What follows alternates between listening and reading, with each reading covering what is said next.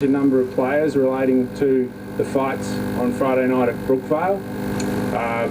The NRL is going to fine each club $50,000. We've advised the clubs of that. The behaviour that we saw was wrong in itself and also wrong for the image of the game, and it's important that steps are taken to protect the image of the game. We believe that $50,000 fines on each club are appropriate. David, is this the NRL's darkest on-field day? It's only a throwback to the past. The game is cleaner than it's ever been. We've got a judiciary system that has been copied by our competitor codes. They'll deal with the issues and the individuals, but it's important today to make the point that the clubs have a collective responsibility to protect the image of the game.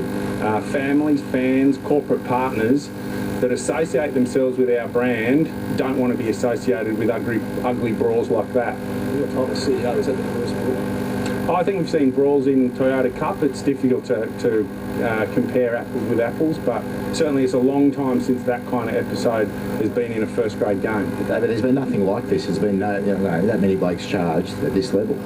Yeah, I can't remember an incident in my time as CEO, but that's the worst thing. I make the point that the game is cleaner than it's ever been, and today is about there being a multi-layered approach to that to make sure that we send the serious message that that kind of ugly brawling is not on.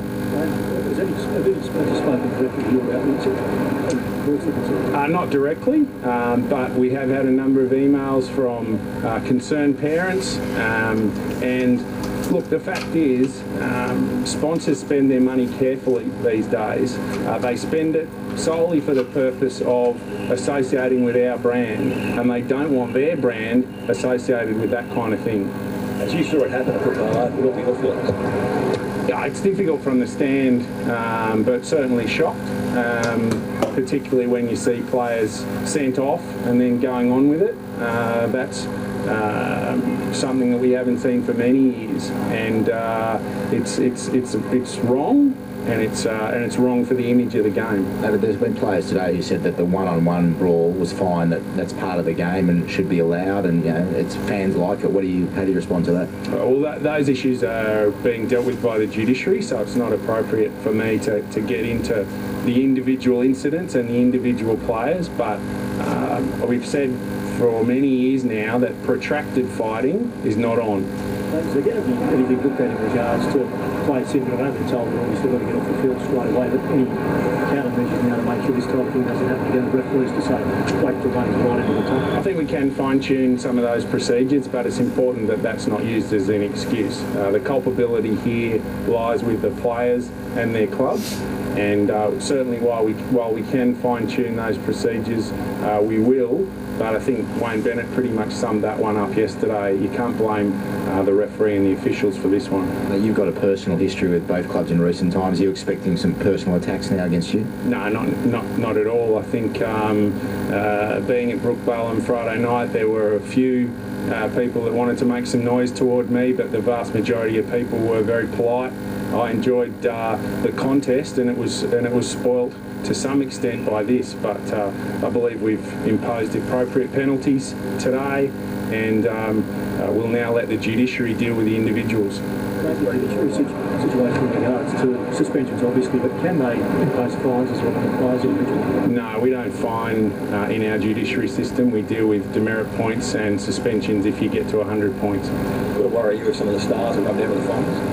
It would certainly be disappointing for everyone who follows the game, but that doesn't mean that these things shouldn't be dealt with appropriately and the right message is sent no matter what time of the season it is. I've spoken to Ron Gorsey and David Perry this afternoon and over the weekend.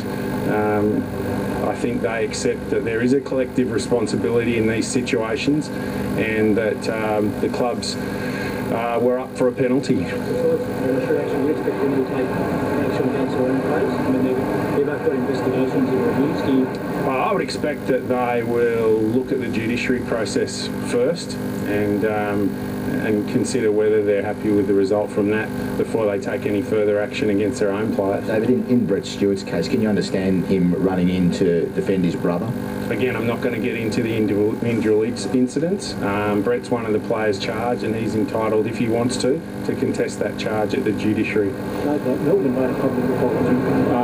What's your reaction to that? Have any players actually individually called the league and yourself to apologise? No, but I don't think that that's unusual. In these situations, they've probably only found out about their judiciary charges in the last couple of hours. What do you say to the parents when they do it? I think the message is that we don't tolerate that kind of behaviour. It's something from the past of the game, and we want them to continue to stay inspired by rugby league and their kids aspiring to be rugby league players. Unless we do something about what we saw on Friday night, you can understand their distress about that. You enjoy the biff, mate? Sorry, you enjoy the biff when it's on? The biff is got no place in the game, and people who say that it does, that's nonsense. Our game is so tough. You only have to go into a dressing room at the end of our games and see what our players have been through to know that we don't need this in the game to call it a tough game. Like, the referees take appropriate action with the likes of Stewart and Stewart in the court. Should they be monitored? As I said, I'm not going to get into the individual players' behaviour. That's something for the judiciary to deal with. You're happy with the way the referees handled it? I think the referees did a reasonable job in a very difficult circumstance. How important is it, mate, for the judiciary to back up when they see your opinion? I'm not going to get into what I think the judiciary should do. I've got a lot of confidence in them. We've got a terrific judiciary system. This is one of the examples of it being a great process, a process that other codes have copied, and I put my confidence in them coming up with the right results. Thanks, mate.